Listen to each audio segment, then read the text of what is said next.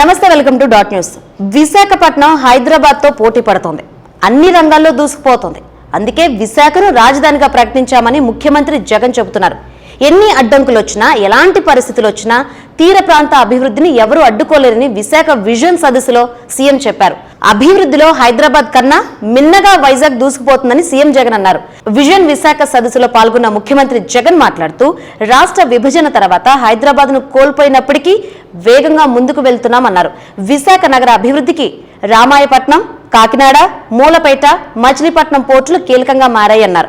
2019లో తమ ప్రభుత్వం అధికారంలోకి వచ్చాక దాదాపు 30 లక్షల మందికి చిన్న మధ్యతర పరిశ్రమలలో ఉద్యోగ అవకాశాలు వచ్చాయన్నారు. బెంగళూరు కంటే ఇక్కడే మెరుగైన మౌలిక సదుపాయాలు ఉన్నాయన్నారు. వ్యవసాయం రంగంలో రాష్ట్రంలో 70% వృద్ధితో దూసుకుపోతుందన్నారు. గత 5 ఏళ్లలో ప్రవేశపెట్టిన సంక్షేమ పథకాల వల్ల రాష్ట్రంలో తలసరి ఆదాయం పెరిగిందన్నారు. మరోవైపు ఆయన ప్రభుత్వంపై బురద జల్లుతున్న ఎల్లో మీడియాపై ధ్వజమెత్తారు. ఓ వర్గం మీడియా ప్రతిపక్షాలకు లబ్ధి చేకూర్చే విధంగా కథనాలు రాస్తున్నాయన్నారు. అవాస్తవాలను పదే పదే ప్రచారం చేసినప్పటికీ ప్రజలు నమ్మరని జగన్ అన్నారు. రాజధానిగా అమరావతికి తాము వ్యతిరేకం కాదన్న ఆయన, శాసన రాజధానిగా అమరావతి కొనసాగుతుందన్నారు.